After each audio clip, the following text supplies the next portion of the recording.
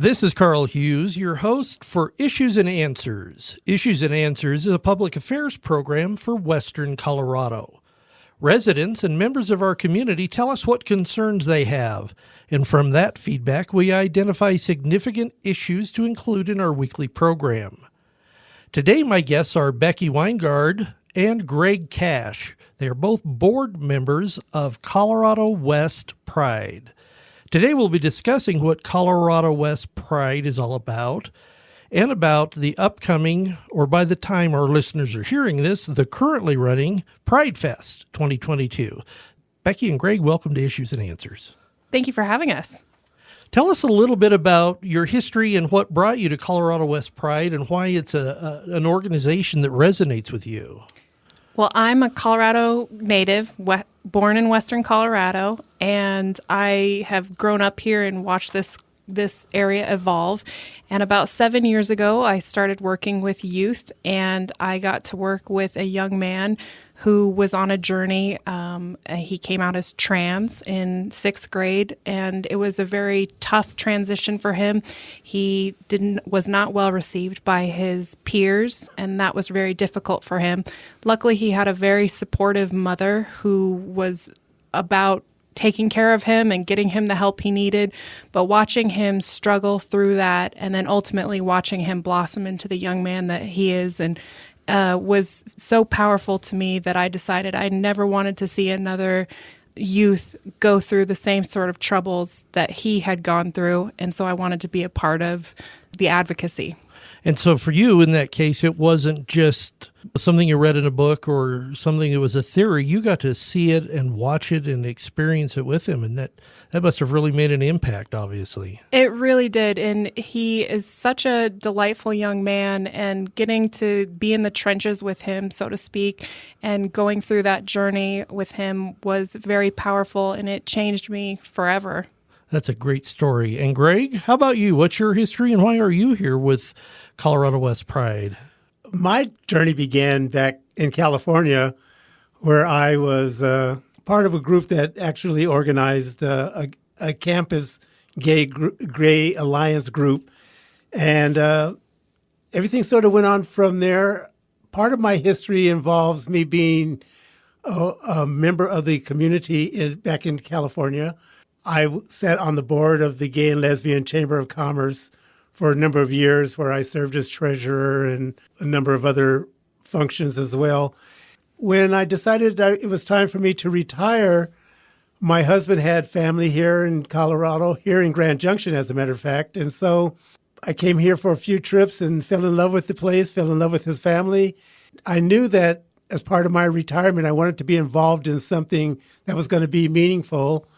And one of the people that we had met was heavily involved with the Colorado West Pride, and he sort of pulled me in. But as I say, I was looking for something that I wanted to be involved in, something that was going to be meaningful, and something that was going to make me part of the community. And so I applied for a board position and was granted that, and so here I am.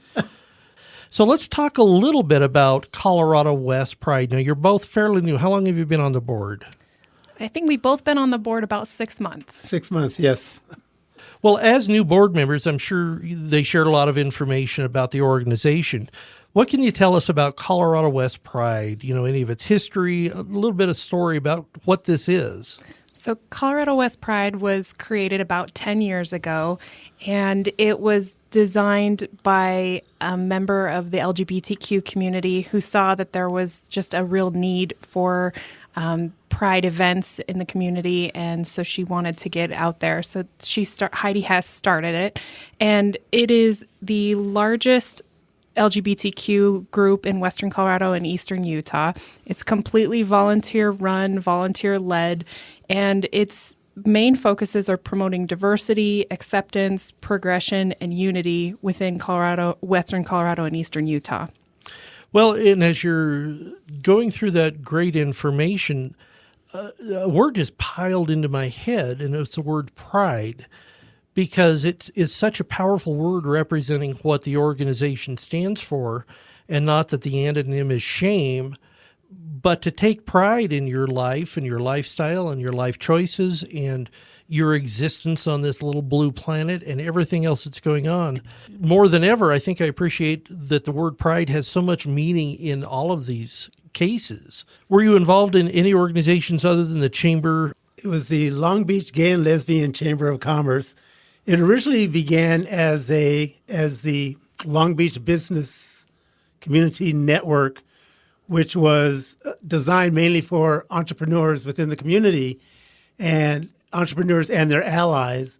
And it grew to become a chamber because we felt there was a need to get more involved within the community, not just within the gay community, but also within the community at large. And I'm kind of hoping that this is where we're going with the Colorado West Pride here. I know that I'm going to be voicing that. You speak about diversity. To us, Californians are a very diverse population.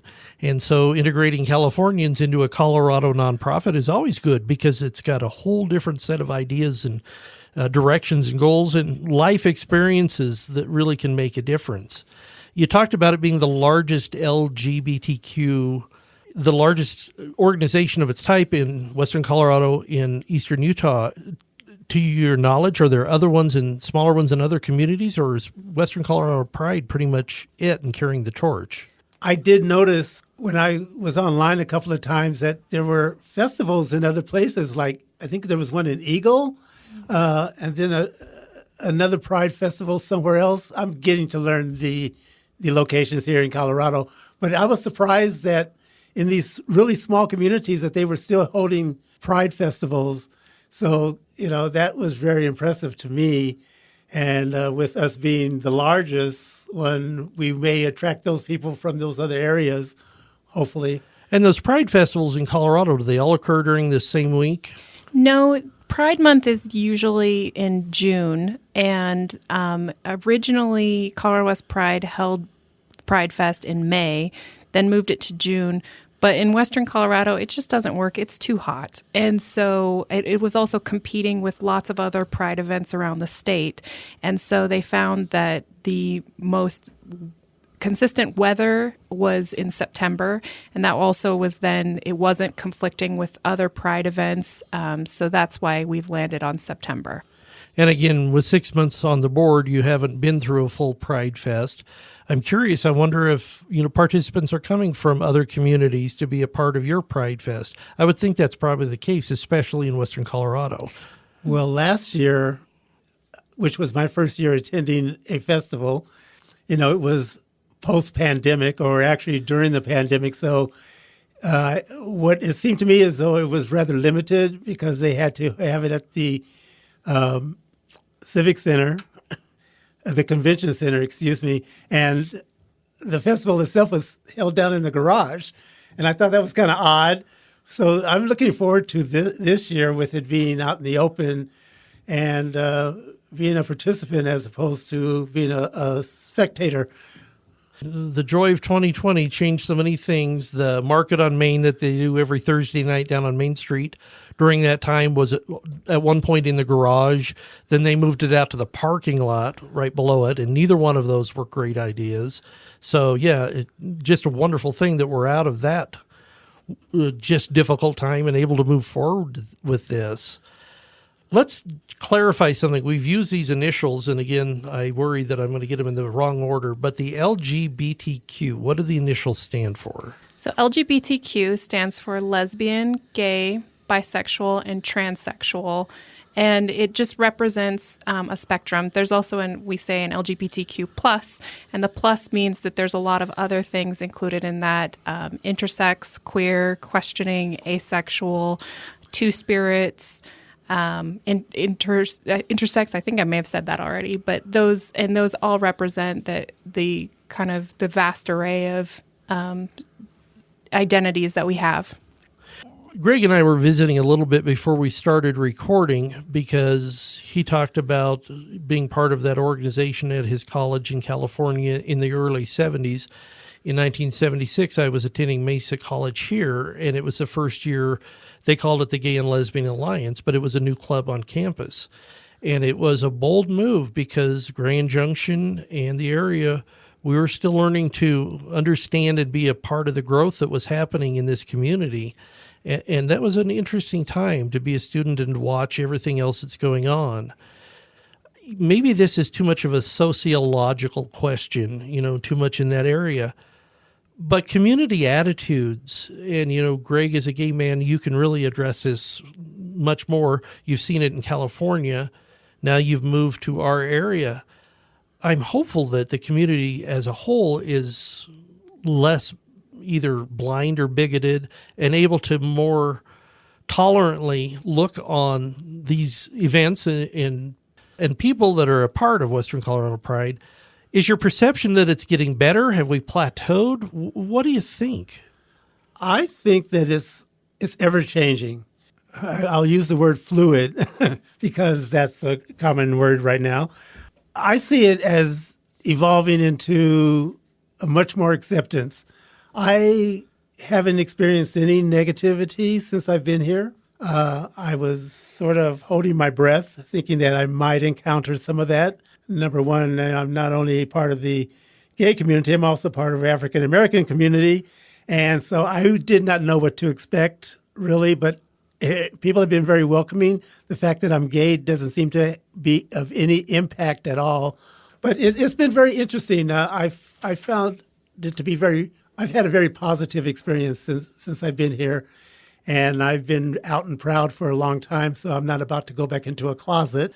With your experience with the young man you referenced, that you said that was 7 years ago. It's not a lot of time that's passed, but do you think it's improved in 7 years? I definitely see a lot of improvement, especially within our schools.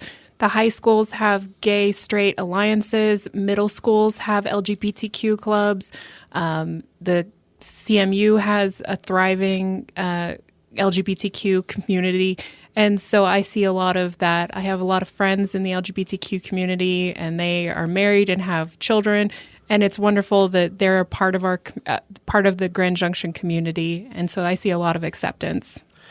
I think back, I wrote down the name Matthew Shepard because I think about that as a horrible example of so much misguided hate and what it represented, again, in a rural western United States area up in Wyoming. And so as I look at it and from the outside, try to understand exactly what it is, I feel like there's been a change. We're certainly not where we used to be, and I think there's a lot to be said for that. I think that there's a lot less fear of the unknown because I think a lot of the hatred came just simply out of ignorance and the unknown aspects of heterosexuals not understanding about homosexuals. And it was just a natural fear due to lack of understanding. So now I think that because it's much more talked about, it's out there. Excuse the pun. To use a metaphor, yeah. I think that people are just a little more, have sort of been forced to accept a little more, and plus people are discovering that they've got family members. And so what are you going to do? You're going to shun your family member just because you found out that maybe they're part of a community that you don't understand? And I think that that's really helped, us get to where we are now. The fact that people are discovering that they've got members of their family. And so, you're going to love them. Yep. And my perception is it's not as much that people are being forced into acceptance as much as they're slowly opening their eyes that a gay person and a straight person were both laying on operating tables being operated on. There is not an ounce worth of difference between those two souls laying there on those tables. And so opening our eyes and putting aside some of those barriers that were probably just self-inflicted barriers, I feel like that's changing. So I'd like to actually share an experience that I had. If you could, yes, please. Years ago, I worked for a big major company in the United States, and I was always very silent about my sexuality because it wasn't something that, you really talked about in the workplace. But hearing everyone's stories about their weekends and I'm not being able to share mine and having to avoid using gender-specific identifications, I just gave up and I just came out at work. And the amazing thing about that was that the acceptance of people, because they knew me before they knew I was gay, they realized that I'm the same person regardless. They just found out another aspect of my life. And so, I think more experiences like that will really help people to understand that, we're all human beings. We all bleed. And That's right. We're not labels, we're people. Right, exactly. And so that's good. For those that might be just joining us, you're listening to Issues and Answers with Town Square Media. I'm your host, Carl Hughes. We're having a pretty spirited discussion today with Becky Weingard, who is a board member of Colorado West Pride. And also with us is Greg Cash, a board member of Colorado West Pride. We're going to be getting on to Pride Fest 2022 here shortly, but we'll finish up these discussions about Grand Junction, Western Colorado, attitudes towards the LGBTQ community. Have you had any additional experiences other than the young man you worked with 7 years ago? Have you come across other examples where it's a struggle for a youth? I've worked with lots of youth who are in the LGBTQ community, and it's amazing to watch their experience. And I've been very honored to be a part of people's coming out story and where they get to share that, and watching the acceptance of their peers and watching them just blossom into the people that they always were, but getting to feel more confident in themselves. It's really wonderful to get to watch that. And it's been amazing to see how open and accepting other peers are of them. And it makes me just excited for this next generation. They're so much more accepting than previous ones. And hopefully that continues with each subsequent generation. Again, more for clarification for our audience, and let's just be honest, probably some clarification for your host as well. Rainbow is a symbol of the Pride movement. Is there a history behind why the rainbow was chosen? I know the multiple colors obviously represent so many different people and personalities and lifestyles, but is there more meaning to it than that? The funny thing is, I actually was watching a program and they were talking about Stonewall, because it all really goes back to Stonewall in New York. The big confrontation with the police. The gays had enough of being harassed, and so Stonewall really started it all. And there was a woman, I can't remember her name, but she's the one who came up with the flag, with the rainbow flag, and it just sort of has evolved and has become the really international symbol for gays and lesbians and trans and bi, for the community itself. So tie it back to a specific event in the history of the community and how somebody was able to take that and add these bright, vibrant, alive colors and start using that as a symbol for what everything is about. Well, for those that are listening on the weekend of October 10th and 11th, for those that are listening on the weekend of Saturday, September 10th and Sunday the 11th, the last 2 days of Pride Fest will be coming on, and it's important that you know what's available today and tomorrow. For listeners listening on the podcast, this is 2022 September, so don't show up at Lincoln Park. It may not be there next year. So let's talk a little bit about Pride Fest. Saturday, let's go through some of the either events or activities that are available. And I think we'd start out with the understanding that all of these activities are not solely for the LGBTQ community. The best thing that can happen is people that are not a part of that community but support it and are growing and being a part of it should be a part of this celebration as well. So it's not an isolated, limited participation, is it? No, it's not. And allies are welcomed and encouraged. We would love to have everyone from the community. It is so exciting on Saturday's event, September 10th. We have our first annual Pride at the Park. This is designed, was really for families and youth of LGBTQ community and allies, just to be able to come together and celebrate in each other.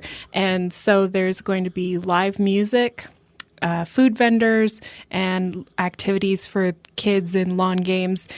And it's at the park. Which park? It's at Lincoln Park. And starting when? It'll start at noon and go till 4.